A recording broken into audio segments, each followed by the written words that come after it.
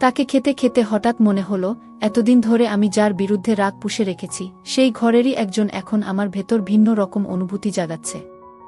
আমি ঠোঁট কামড়ে নিজেকে বোঝালাম, না, ভুলে যেও না, এরা তোমার শত্রু। কিন্তু হৃদয় বারবার বলছিল অন্য কিছু কথা। আরে ভাই, আস্তে ধাক্কা দে, নয়তো ফেটে যাবে। তুই ধীরে সুস্থে কর। খাওয়া শেষ করে সবাই মিলে বসেছিলাম। ছোটরা একদম ঘিরে ধরেছে আমাকে। ওদের নির্দোষ ভালোবাসা আমাকে মুহূর্তের জন্য সব ভুলিয়ে দিল। তখনই বড় বোন পাশে এসে বসল। সে খুব স্বাভাবিক ভঙ্গিতে কথা বলছিল, কিন্তু তার প্রতিটি শব্দ, প্রতিটি দৃষ্টিতে আমি যেন অন্য কিছু খুঁজে পাচ্ছিলাম। মনে হচ্ছিল ওর দৃষ্টি আমার মনের ভেতরের সবকিছু পড়ে ফেলছে। হাই, আমি রাহুল। এবার অনার্স শেষ করলাম। হাতে লম্বা সময় আছে রেজাল্ট আসতে। এখন চারদিকে প্রচণ্ড শীত, আর শীতের দিনে ঘোরাঘুরি করার মজাই আলাদা। তাই ভাবছিলাম কোথাও ঘুরে আসি।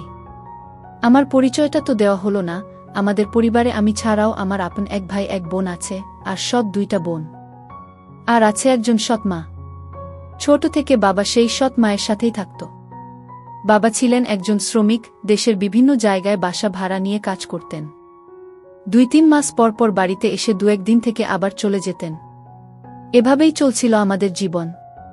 আমার মা ছিলেন বাবার প্রথম স্ত্রী, কিন্তু আমার সৎ মা বাবাকে বিয়ে করে আমাদের কাছ থেকে সরিয়ে নেয়।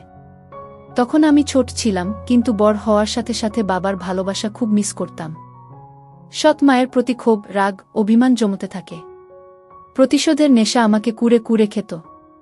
তবে মিথ্যা বলবো না, ছোট থেকে বাবা আমাকে অনেক ভালোবাসত। কারণ তার ওই ঘরে কোনো ছেলে ছিল না, আমিই ছিলাম বড় ছেলে। সেই টানেই মাঝে মাঝে বাবার কাছে যেতাম। এভাবেই বছর কেটে গেল। আমি বড় হতে হতে এখন অনার্স শেষ করলাম। কিন্তু আমার প্রতিশোধ এখনও বাকি। যেভাবেই হোক কিছু একটা করতেই হবে, এই ভাবনায় দিন কাটছিল। তখনই বাবার ফোন এলো। তিনি তখন যশোরে ছিলেন। বললেন, তোর তো এখন পরীক্ষা শেষ, কয়েকদিনের জন্য ঘুরে যা এখানে। কথাম তো ব্যাগ গুছিয়ে বাসে উঠলাম। বিকেল গড়িয়ে পৌঁছালাম যশোরে। দেখলাম বাবা আমার জন্য দাঁড়িয়ে আছে। সোজা তাদের বাসায় নিয়ে গেল। ছোট্ট 2 রুমের ভাড়া বাসা, মাত্র 1000 টাকার ভাড়া। আমি যেতেই সৎ মা বলল, কেমন আছিস বাবা? তোকে তো এখন বিয়েই দেওয়া যায়। আমি কখনো তাকে মা বলিনি, সবসময় তুমি করেই বলতাম। বোনগুলো আমাকে পেয়ে খুব খুশি হলো, দাদা দাদাগি বলে ডাকতে লাগল। ডাকটা শুনতে ভালো লাগলেও বুকের ভেতর জমে থাকা রাগ তাদের হাসির আড়ালে লুকিয়েছিল। তবু মুখে স্বাভাবিক ভান করলাম। কিন্তু বড় বোনকে দেখে হঠাৎ আমার ভেতর অন্যরকম এক ঝড় বয়ে গেল। এত সুন্দর সৎ বোন আছে আমার, আমি কল্পনাও করিনি। তার চোখমুখে শান্ত সৌন্দর্য, গায়ের রং ফর্সা, কথা বলার ভঙ্গি এমন কোমল যে আমার প্রতিশোধের আগুনের ভেতর এক অদ্ভুত টান কাজ করতে লাগল। সন্ধ্যায় সবাই মিলে খাওয়া হলো। বাবা খেয়ে শুয়ে পড়ল, সৎ মা ছোট বোনদের নিয়ে ব্যস্ত হয়ে গেল। খাওয়ার পর আমি বারান্দায় দাঁড়িয়ে শীতের হাওয়া খাচ্ছিলাম। তখনই বড় বোন এসে পাশে দাঁড়াল, হাতে এক গ্লাস গরম দুধ। বল, তুমি ঠান্ডা লাগাচ্ছ না তো? এই নাও দুধটা খাও। আমি তার দিকে তাকিয়ে রইলাম। দুধটা নিতে গিয়ে হালকা করে তার আঙুল ছুঁয়ে গেল আমার হাতে, বুকের ভেতর ধক করে উঠল। সে মুচকি হেসে বলল, দাদা তুমি না আসলে আমাদের একদম একা লাগে। আমি কোনো জবাব দিলাম না, শুধু মাথা নাড়লাম। মনে মনে নিজেকে বোঝালাম, না রাহুল, ভুলে যাস না, এরা তোর শত্রু। কিন্তু কেন জানি মনটা আলগা হয়ে যাচ্ছে। সেই রাতে আমি বুঝলাম, এই বাসায় আমার প্রতিশোধ যেমন লুকিয়ে আছে, তেমনি আছে এক অদ্ভুত আকর্ষণ, যা আমাকে কাঁপিয়ে দিচ্ছে প্রতিটি মুহূর্তে। রাত বাড়ছিল, ছোটরা ঘুমিয়ে পড়েছে, বাবা আর সৎ মাও নিজেদের ঘরে চলে গেছে। আমি শুয়ে আছি, কিন্তু চোখে ঘুম আসছে না। মাথার ভেতর বারবার ঘুরছে প্রতিশোধের কথা। এই ঘর, এই মানুষগুলোই আমাকে আমার বাবার কাছ থেকে সরিয়ে দিয়েছে। আমি শত্রুর মাঝেই আছি, অথচ মনটা বারবার নরম হয়ে যাচ্ছে।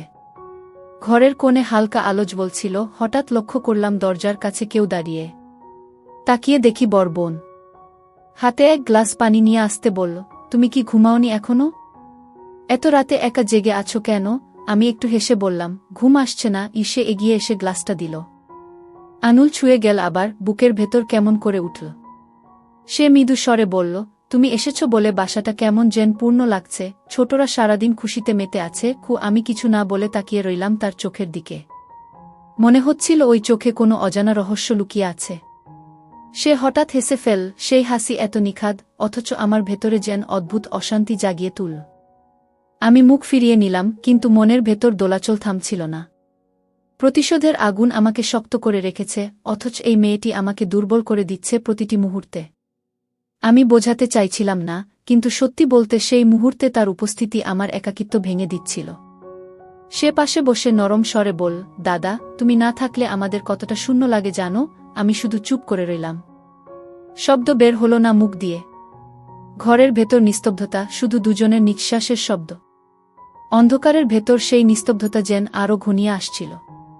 মনে হচ্ছিল এই বাসার প্রতিটি দেয়াল এখন আমার শত্রু নয়, বরং কোনো অদ্ভুত খেলায় আমাকে জড়িয়ে নিচ্ছে। চোখ বন্ধ করলাম, কিন্তু মন খুলতে পারলাম না। একদিকে প্রতিশোধ, অন্যদিকে এক অচেনা টান, এই দ্বন্দ্বের ভেতরেই রাতটা কেটে গেল। ভোরের দিকে ঘুম এলেও খুব বেশি সময় টিকল না। মোরগ ডাকার শব্দে চোখ খুলতেই দেখি জানালা দিয়ে হালকা আলো ঢুকছে। বাসাটা ছোট হলেও সকালের কোলাহলে ভরে উঠেছে। ছোটরা দৌড়াদৌড়ি করছে, সৎমা রান্নাঘরে ব্যস্ত। আমি শুয়ে শুয়েই সব শুনছিলাম। মনে হচ্ছিল সারারাতের দ্বন্দ্ব এখনো মাথার ভেতর ঘুরছে। প্রতিশোধের আগুন আমাকে শক্ত করে ধরে রেখেছে, কিন্তু সেই সাথে বর বোনের উপস্থিতি যেন অদ্ভুতভাবে মনকে দুর্বল করে দিচ্ছে। কিছুক্ষণ পরেই সে ঘরে ঢুকল।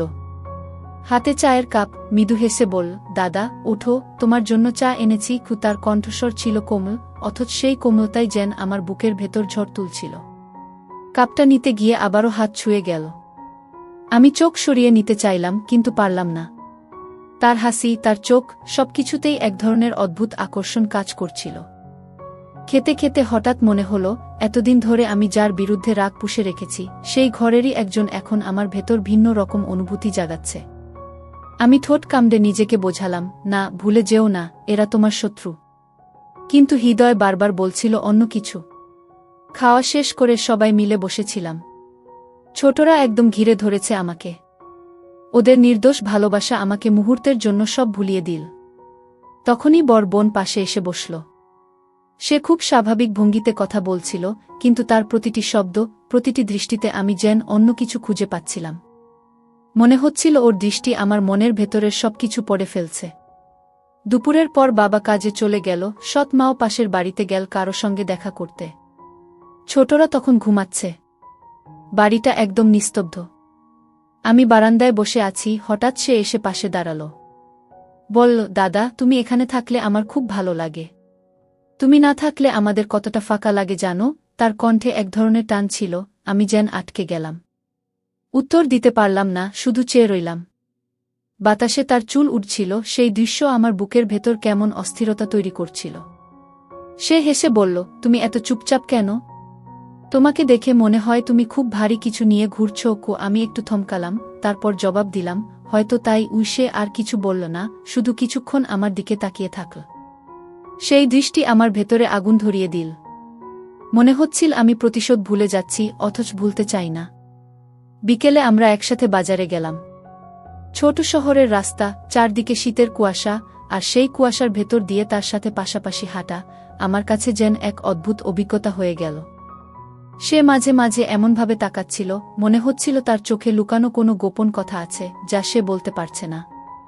আমারও ভেতরে ভেতরে এক অদ্ভুত রোমাঞ্চ কাজ করছিল। রাতে সবাই খাওয়া শেষে আবার ঘুমাতে গেল। আমি বারান্দায় বসে আছি। শীতের হাওয়ায় কাঁপছিলাম, হঠাৎ সে এসে গায়ে একটা শাল জড়িয়ে দিল। আমার গলা শুকিয়ে গেল। আমি কিছু বললাম না, শুধু তাকিয়ে রইলাম তার দিকে।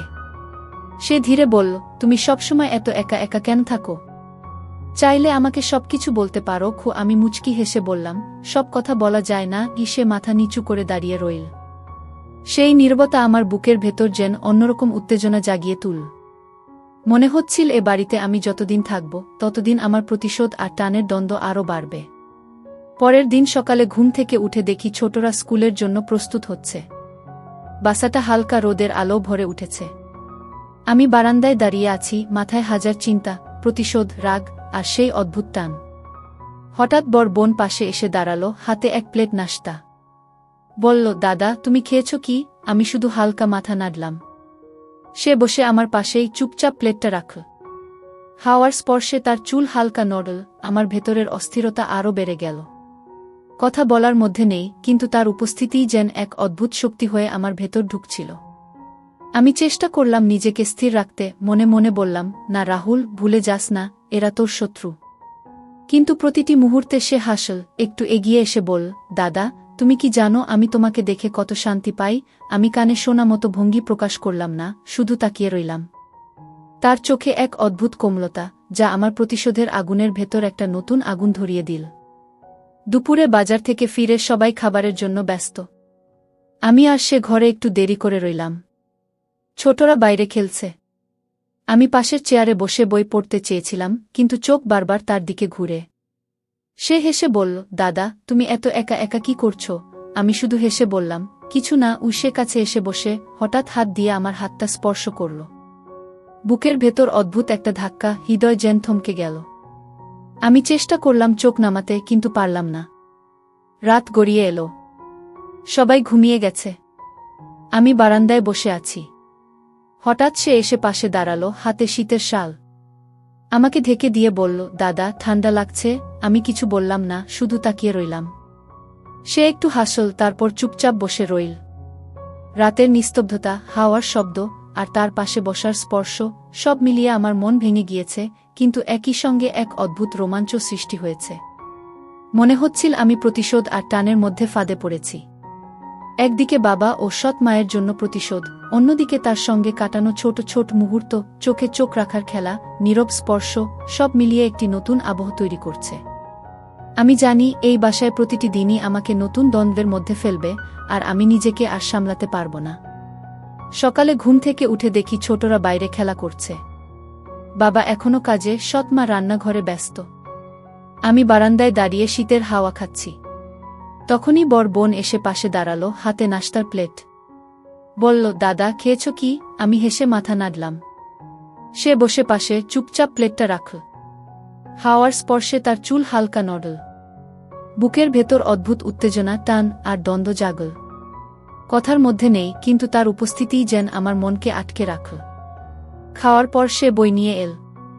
বলল, দাদা, যদি চাও আমি তোমাকে একটু গল্প পড়ে শোনাই। আমি অবাক হয়ে দেখলাম, চোখে কোনো চাপ নেই, শুধুই কোমলতা। সে পড়তে শুরু করল। প্রতিটি শব্দ আমার হৃদয়কে অদ্ভুতভাবে স্পর্শ করছিল। চেষ্টা করলাম মনোযোগ বইয়ের পৃষ্ঠায় রাখার, কিন্তু চোখ বারবার তার দিকে ফিরে যাচ্ছিল। মাঝে মাঝে তার চোখে চোখ পড়ল। আমি নিজেকে আটকাতে চাইলাম, কিন্তু থামতে পারলাম না। প্রতিটি হাসি, চোখের খেলা, এমনকি হালকা স্পর্শ মনে হচ্ছিল এক ধরনের রহস্যময় রোমাঞ্চ সৃষ্টি করছে। দুপুরে বাজার থেকে ফেরার সময় আমরা একসাথে হাঁটছিলাম। ছোট শহরের সরু রাস্তা, চারপাশে কুয়াশা, আর সেই কুয়াশার ভেতর তার উপস্থিতি। মাঝে মাঝে তার দিকে তাকাতে গেলাম। সে হেসে বলল, দাদা, তুমি কি জানো তোমাকে পাশে পেলে ঘরটা কত উষ্ণ হয়ে যায়? আমি কিছু বললাম না, শুধু তাকিয়ে রইলাম। মনে হচ্ছিল আমি এক অদ্ভুত জালে আটকা পড়েছি, প্রতিশোধ, টানাপোড়েন, রোমাঞ্চ সব একসাথে। রাত যখন নেমে এলো, সবাই ঘুমিয়ে গেছে। ঘরে নিস্তব্ধতা, শুধু জানালা দিয়ে হালকা বাতাস ঢুকছে। আমি বারান্দায় বসে আছি। হঠাৎ সে এসে পাশে দাঁড়ালো, শীতের শাল জড়িয়ে দিল। বলল, দাদা, ঠান্ডা লাগছে। আমি কিছু বলিনি, শুধু তাকিয়ে রইলাম। তার নীরব উপস্থিতি, হালকা হাসি, চোখের খেলা সব মিলিয়ে আমার মন আরও অস্থির হয়ে উঠল। মনে হচ্ছিল প্রতিটি নিঃশ্বাসে, প্রতিটি দৃষ্টিতে এক অদ্ভুত রোমাঞ্চ জন্মাচ্ছে। মনে হচ্ছিল প্রতিটি দিন, প্রতিটি মুহূর্ত আমাকে তার কাছাকাছি টানে। কিন্তু প্রতিশোধের আগুনও মরে যায় না। এই দ্বন্দ্ব, এই টানাপোড়েন, সব মিলিয়ে এক রহস্যময় আবহ তৈরি করছে। প্রতিটি মুহূর্ত আমাকে আরও গভীরে টানে, আর আমি জানি এই টানাপোড়েন শেষ পর্যন্ত কিভাবে সমাধান হবে, নিজেও জানি না। পরের দিন বিকেলে বাসা একদম শান্ত। ছোটরা বাইরে খেলছে, বাবা কাজের কাজে চলে গেছে, সৎ মা রান্নাঘরে ব্যস্ত। আমি বারান্দায় দাঁড়িয়ে শীতের হাওয়া খাচ্ছি। হঠাৎ বড় বোন এসে পাশে দাঁড়ালো, হাতে এক ছোট নোটবুক। বলল, দাদা, তুমি কি চাইলে আমি তোমার জন্য কিছু লেখা পড়ে শোনাই?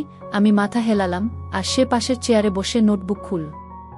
তার কণ্ঠস্বর এমন কোমল, প্রতিটি শব্দ যেন আমার মনকে অদ্ভুতভাবে স্পর্শ করছিল। চেষ্টা করলাম মনোযোগ বইয়ের পৃষ্ঠায় রাখার, কিন্তু চোখ বারবার তার দিকে ফিরে যাচ্ছিল। মাঝে মাঝে তার চোখে চোখ পড়ল, হালকা হাসি। মনে হচ্ছিল তার চোখে কোনো অজানা রহস্য লুকিয়ে আছে, যা সে প্রকাশ করছে না, কিন্তু আমাকে টানে। তিনি এক কথায় বলে দিল, দাদা, তুমি এত একা একা কি করছো? আমি হেসে বললাম, কিছু না। সে আর কিছু না বলল, শুধু আমাকে চুপচাপ দেখল। সেই নীরবতা, হালকা হাওয়ার শব্দ, আর তার পাশে বসার উপস্থিতি, সব মিলিয়ে আমার ভেতর এক অদ্ভুত উত্তেজনা তৈরি করল। মনে হচ্ছিল প্রতিটি নিঃশ্বাসে, প্রতিটি দৃষ্টিতে এক অদ্ভুত রোমাঞ্চ জন্মাচ্ছে। বিকেলে আমরা একসাথে রান্নাঘর থেকে বাজারের কিছু কাজ করলাম। ছোট শহরের সরু রাস্তা, চারপাশে কুয়াশা, আর সেই কুয়াশার ভেতর হাঁটতে হাঁটতে তার চোখের খেলা আমার মনে অস্থিরতা সৃষ্টি করল। সে মাঝে মাঝে হেসে আমার দিকে তাকায়, আমি চোখ নামাই না। মনে হচ্ছিল আমরা দুজনেই এক অদ্ভুত খেলা খেলছি, কেউ কিছু বলে না, শুধু অনুভব হয়। আমি প্রতিবার নিজেকে বলি, না, ভুলে যাস না, এরা শত্রু। কিন্তু তার উপস্থিতি বারবার আমার মনকে দুর্বল করে দিচ্ছে। রাত যখন নেমে এলো, সবাই ঘুমিয়ে গেছে। ঘরে নিস্তব্ধতা, শুধু জানালা দিয়ে হালকা বাতাস ঢুকছে। আমি বারান্দায় বসে আছি, হঠাৎ সে এসে পাশে দাঁড়ালো, শীতের শাল জড়িয়ে দিল। বলল, দাদা, ঠান্ডা লাগছে। আমি কিছু বললাম না, শুধু তাকিয়ে রইলাম। তার নীরব উপস্থিতি, হালকা হাসি, চোখের খেলা, সব মিলিয়ে আমার মন আরও অস্থির হয়ে উঠল। মনে হচ্ছিল প্রতিটি মুহূর্তে এক অদ্ভুত রোমাঞ্চ জাগছে। রাত জুড়ে আমি তার কথা ভাবতে থাকলাম। প্রতিটি ছোট ঘটনা, চোখের খেলা, নীরব স্পর্শ, হেসে বলা কথাগুলো আমার ভেতরে এক অদ্ভুত দ্বন্দ্ব তৈরি করছে। প্রতিশোধ আর টানের মধ্যে আমি যেন আটকা পড়েছি। তার সাথে থাকা প্রতিটি মুহূর্ত আমাকে টেনে নিয়ে যাচ্ছে, অথচ মনে হচ্ছে আমি নিজেকে আর সামলাতে পারব না।